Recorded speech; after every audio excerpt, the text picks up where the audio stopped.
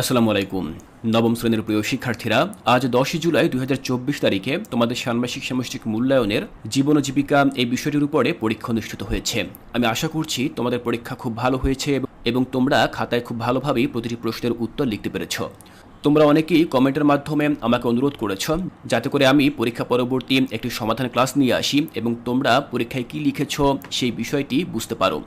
তো তোমাদের কমেন্টের ভিত্তিতে এখন আমি তোমাদের সাথে এই পরীক্ষার যে প্রশ্নগুলো রয়েছে সেই প্রশ্নগুলো নিয়ে আলোচনা করব, অর্থাৎ পরীক্ষা পরবর্তী যে সমাধান ক্লাস বা সলভ ক্লাস যেটাকে তোমরা বলো, সেই সলভ ক্লাস নিয়ে আলোচনা করব। এই ক্লাসটির মধ্য দিয়ে তোমরা জানতে পারবে তোমরা পরীক্ষার হলে যে প্রশ্নগুলোর উত্তর লিখেছ সেগুলো সঠিক লিখেছ নাকি কোথাও সমস্যা আছে, অথবা কিভাবে লিখলে আরও একটু ভালো হতো, এই বিষয়টি সম্পর্কে তোমরা জানতে পারবে। তাহলে চলো আমরা এই সলভ ক্লাসটি দেখে নিচ্ছি। তো প্রথম অংশে আমরা যে ধাপগুলো দেখব তার মধ্যে প্রথম ধাপটি হচ্ছে ক নম্বর ধাপ, যেখানে বলা রয়েছে পারিবারিক আর্থিক পরিস্থিতি বিশ্লেষণ। তো দেখো, নির্দেশনা বলা রয়েছে প্রথমে পারিবারিক আয়ের সর্বোত্তম ব্যবহার বিবেচনা করে একটি পারিবারিক বাজেট তৈরি করতে হবে। এরপর পরিবারের আর্থিক অপচয় রোধে কী পদক্ষেপ গ্রহণ করা যেতে পারে তা উল্লেখ করতে হবে।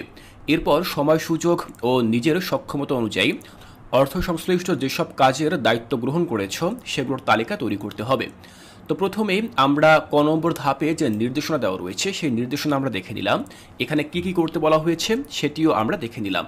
তাহলে সেই অনুযায়ী চলো আমরা কাজ করি। প্রথমে আমরা পারিবারিক একটি বাজেট তৈরি করব।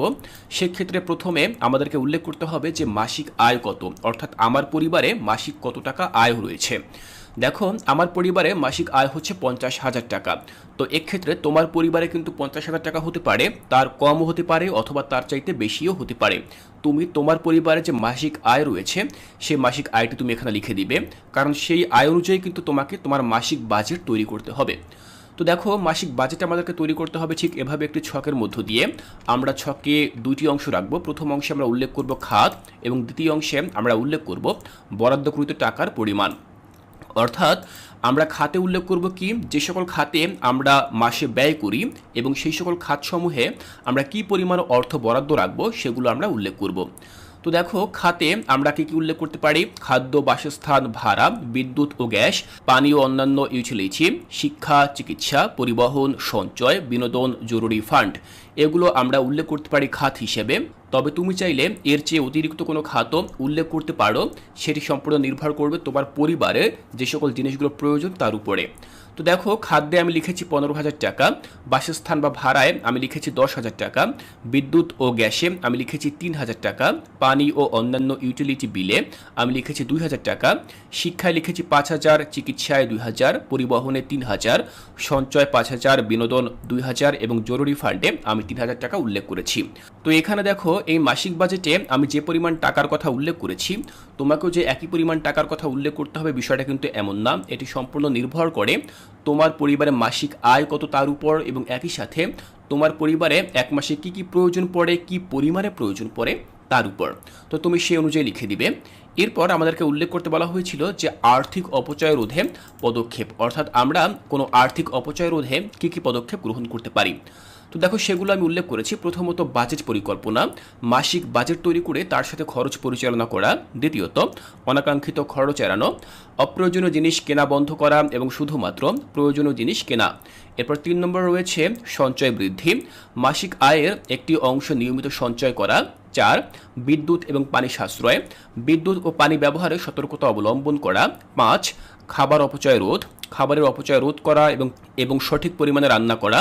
এবং 6 রয়েছে কি দেখো, যাতায়াত ব্যয় কমানো, কম খরচে যাতায়াত ব্যবস্থা করা, যেমন পাবলিক ট্রান্সপোর্ট এগুলো। তো দেখো, এখানে আমি 6টি উপায় উল্লেখ করেছি যেই সকল উপায়গুলো অবলম্বন করে আমি আর্থিক অপচয় রোধ করতে পারি।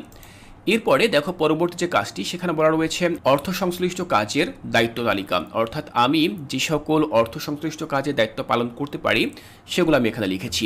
প্রথমত পারিবারিক বাজেট পরিকল্পনা, মাসিক আয় ও ব্যয়ের হিসাব নিকাশ তৈরি করা। দ্বিতীয়ত বিল পরিশোধ, ইউটিলিটি বিল, বাসা ভাড়া এবং অন্যান্য মাসিক বিল পরিশোধ করা। 3 নম্বর লিখেছি সঞ্চয় পরিকল্পনা, মাসিক সঞ্চয় এবং বিনিয়োগ পরিকল্পনা করা। 4, খাদ্য সামগ্রী ক্রয়, বাজার থেকে প্রয়োজনীয় খাদ্য সামগ্রী এবং গৃহস্থলী পণ্য ক্রয় করা। 5, খরচ পর্যবেক্ষণ, মাসিক খরচের তালিকা তৈরি এবং তদারকি করা।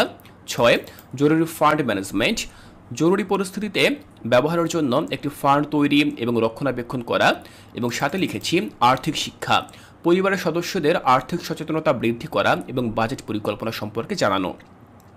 তো এখানে যে 7টি দায়িত্বের কথা আমি উল্লেখ করেছি এগুলো আমি করতে পারি অর্থ সংশ্লিষ্ট কাজের জন্য। দেখো সবশেষে আমি লিখেছি এই পদক্ষেপগুলো গ্রহণ করলে পারিবারিক আয়ের সর্বোত্তম ব্যবহার নিশ্চিত করা যাবে এবং আর্থিক অপচয় রোধ করা সম্ভব হবে। তাহলে শিক্ষার্থীরা, প্রথম যে ধাপ অর্থাৎ 1 নম্বর ধাপে যে কাজগুলো করতে বলা হয়েছিল নির্দেশনা অনুযায়ী সেই কাজগুলো আমি তোমাদেরকে করে দেখালাম। তো এখন আমি আলোচনা করব ধাপ খ নিয়ে, যেটির শিরোনাম হচ্ছে ব্যবসায়ের ধরন নির্বাচন।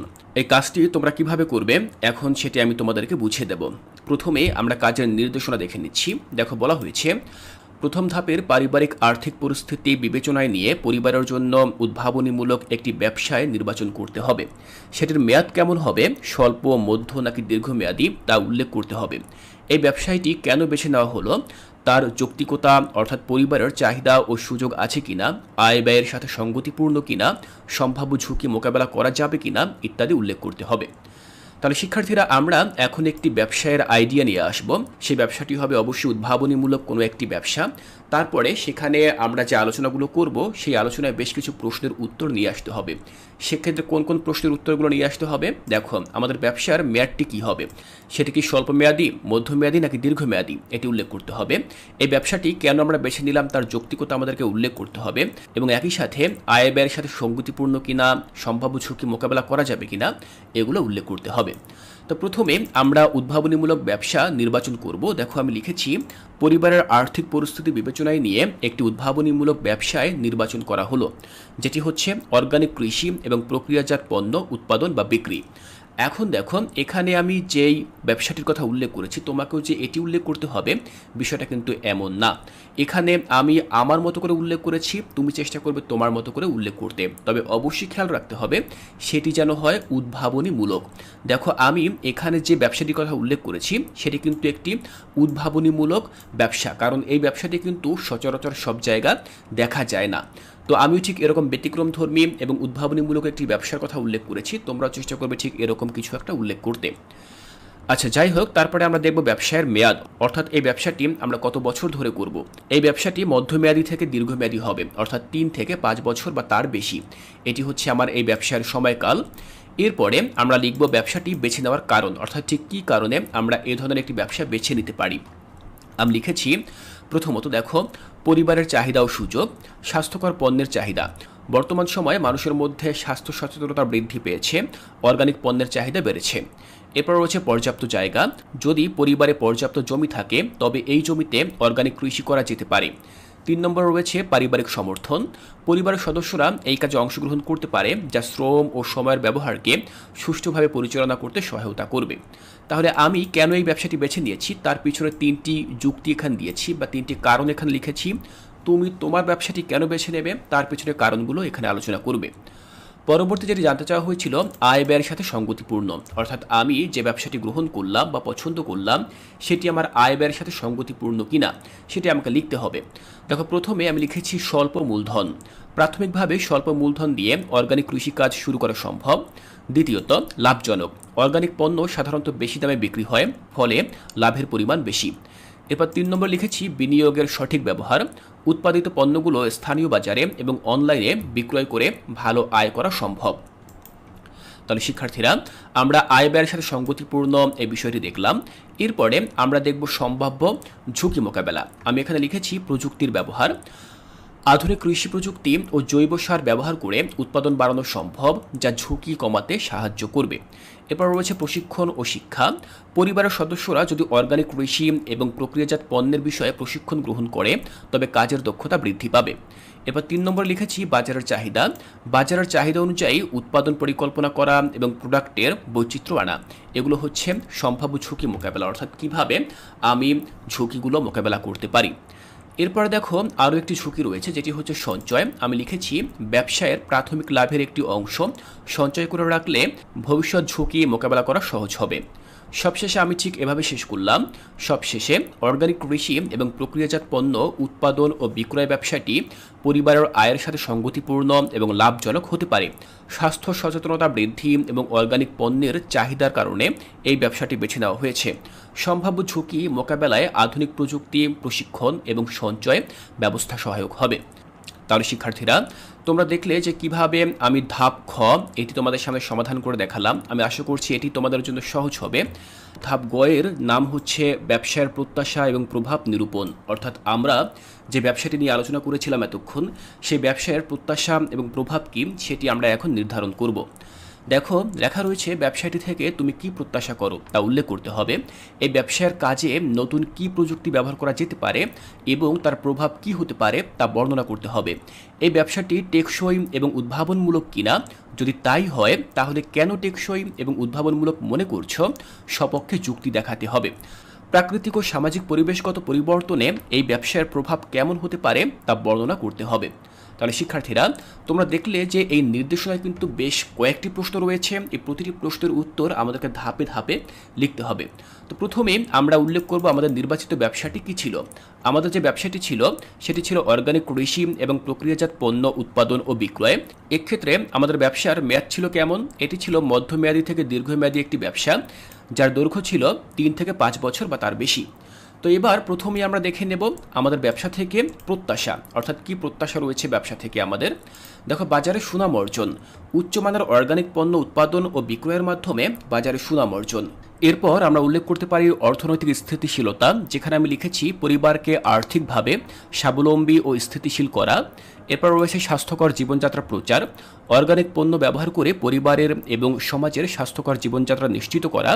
এরপর রয়েছে সমাজে প্রভাব, স্থানীয় কৃষকদের উৎসাহিত করে অর্গানিক কৃষিতে যুক্ত করা। তো এগুলো হচ্ছে এই ব্যবসা থেকে আমার প্রত্যাশা। এবার দেখে নেব নতুন প্রযুক্তি ব্যবহার এবং তার প্রভাব, অর্থাৎ এই পেশাটি যেহেতু একটি উদ্ভাবনীমূলক পেশা, সুতরাং এখানে কিন্তু আমাকে নতুন প্রযুক্তি ব্যবহার করার প্রয়োজন পড়তে পারে। তাহলে আমি যদি নতুন প্রযুক্তি ব্যবহার করি, সেগুলো কোন প্রযুক্তি হতে পারে এবং তার প্রভাব কী হতে পারে সেগুলো আমি এখন লিখব। দেখো, আমি লিখেছি প্রথমত স্মার্ট ফার্মিং প্রযুক্তি, ড্রোন, স্যাটেলাইট ইমেজারি এবং আইওটি ডিভাইস ব্যবহার করে জমির মান মনিটরিং এবং সঠিক সময়ে সঠিক কার্যক্রম নেওয়া। এটি হচ্ছে প্রযুক্তির ব্যবহার। এবং এর প্রভাব কি আমি লিখেছি, দেখো, ফসল উৎপাদনে দক্ষতা বৃদ্ধি, কম জল ও সার ব্যবহার এবং উচ্চ ফলন নিশ্চিত করা। এরপরে যে প্রযুক্তিটি সেটি হচ্ছে জৈব সার এবং কীটনাশক ব্যবহার। আমি লিখেছি প্রাকৃতিক উপাদান থেকে তৈরি জৈব সার এবং কীটনাশক ব্যবহার। এর প্রভাব কি? মাটির উর্বরতা বৃদ্ধি, ফসলের গুণগত মান উন্নত করা এবং পরিবেশ বান্ধব উৎপাদন। এরপর রয়েছে কি, দেখো, পুনর্ব্যবহারযোগ্য প্যাকেজিং। আমি লিখেছি পণ্যগুলোর জন্য পরিবেশ বান্ধব প্যাকেজিং ব্যবহার করা। এর প্রভাব কি? প্লাস্টিক দূষণ কমানো এবং পরিবেশ সুরক্ষা। আমার ব্যবহৃত প্রযুক্তি এবং তার প্রভাব। এরপরে আমি লিখব যে টেকসই এবং উদ্ভাবনীমূলক ব্যবসা। আমার যে ব্যবসাটি রয়েছে, যে ব্যবসার আইডিয়াটি রয়েছে, সেটি টেকসই কেন, ঠিক কী কারণে আমি এটিকে টেকসই বলতে পারি। দেখো, প্রথম যে কারণ সেটি হচ্ছে পরিবেশ বান্ধব উৎপাদন, অর্গানিক পদ্ধতিতে কৃষি কার্যক্রম পরিচালনা করে পরিবেশ রক্ষা করা। দ্বিতীয়ত, স্থানীয় অর্থনীতি, স্থানীয় কৃষকদের অংশগ্রহণে সামাজিক ও অর্থনৈতিক উন্নয়ন। এরপর রয়েছে কি, দেখো, দীর্ঘমেয়াদী স্বাস্থ্য, অর্গানিক পণ্যের মাধ্যমে দীর্ঘমেয়াদে স্বাস্থ্য সুরক্ষা। এরপরে যে কাজটি রয়েছে, দেখো, সেখানে লেখা রয়েছে উদ্ভাবনীমূলক কারণ, অর্থাৎ ঠিক কী কারণে আমার এই ব্যবসাটাকে উদ্ভাবনীমূলক একটি ব্যবসা বলা যায়। তো আমি লিখেছি নতুন প্রযুক্তির ব্যবহার, স্মার্ট ফার্মিং প্রযুক্তি এবং পুনর্ব্যবহারযোগ্য প্যাকেজিং ব্যবহার। এরপর রয়েছে বাজারের চাহিদা, অর্গানিক পণ্যের চাহিদা বাড়ছে যা বাজারে প্রতিযোগিতামূলক সুবিধা এনে দেবে। এরপর রয়েছে সম্পূর্ণ চক্র, উৎপাদন থেকে বিক্রয় পর্যন্ত সব ধাপে উদ্ভাবন এবং সুষ্ঠু ব্যবস্থাপনা। এই যে কারণগুলো আমি উল্লেখ করলাম, এই সকল কারণে মূলত আমি বলতে পারি এটি একটি উদ্ভাবনীমূলক ব্যবসা। এরপরে আমরা আলোচনা করতে পারি প্রাকৃতিক ও সামাজিক পরিবেশগত প্রভাব। আমি যে ব্যবসাটি শুরু করব তার প্রাকৃতিক পরিবেশের প্রভাব কী এবং সামাজিক পরিবেশের কী প্রভাব রয়েছে সেগুলো আমরা লিখব। প্রথমে দেখব প্রাকৃতিক প্রভাব। সেখানে আমি লিখেছি জলবায়ুর উপর প্রভাব, কম রাসায়নিক ব্যবহার ও পুনর্ব্যবহারযোগ্য পদ্ধতির মাধ্যমে পরিবেশের উপর কম প্রভাব। দ্বিতীয়ত, জল এবং মাটির মান, অর্গানিক পদ্ধতিতে চাষাবাদ করে মাটির উর্বরতা এবং জল সংরক্ষণ। এরপরে আমরা দেখব সামাজিক প্রভাব। তো সামাজিক প্রভাবে আমি উল্লেখ করেছি স্থানীয় কর্মসংস্থান, স্থানীয় কৃষকদের জন্য নতুন কর্মসংস্থানের সুযোগ সৃষ্টি। এরপর স্বাস্থ্য সচেতনতায় আমি লিখেছি সমাজের স্বাস্থ্যকর এবং সুষম খাদ্যাভ্যাস প্রচার। তারপর লিখেছি কি দেখো সমাজে সুনাম, অর্গানিক পণ্য উৎপাদন করে সমাজে পরিবারে সুনাম বৃদ্ধি। এবং সবশেষে আমি দেখো লিখলাম এইভাবে অর্গানিক কৃষি এবং প্রক্রিয়াজাত পণ্য উৎপাদন ও বিক্রয় ব্যবসাটি টেকসই, উদ্ভাবনী এবং পরিবেশ ও সমাজের জন্য কল্যাণকর হতে পারে। তাহলে শিক্ষার্থীরা, গ নম্বর ধাপে যে কাজগুলো রয়েছে সে কাজগুলো আমরা ঠিক এভাবে সমাধান করতে পারি। আমি আশা করছি এখান থেকে তোমাদের বুঝতে আর কোনো অসুবিধা নেই। এর পরবর্তী ক্লাসে আমরা আলোচনা করব ধাপ ঘ নিয়ে, এবং সেটির সমাধান তোমরা কিভাবে করবে তাও আমি তোমাদেরকে বুঝিয়ে দেব। তাই কোর্সটিকায় এর পরবর্তী ক্লাসগুলো দেখার আমন্ত্রণ জানিয়ে আজকের এই ক্লাসটি এখানেই শেষ করছি।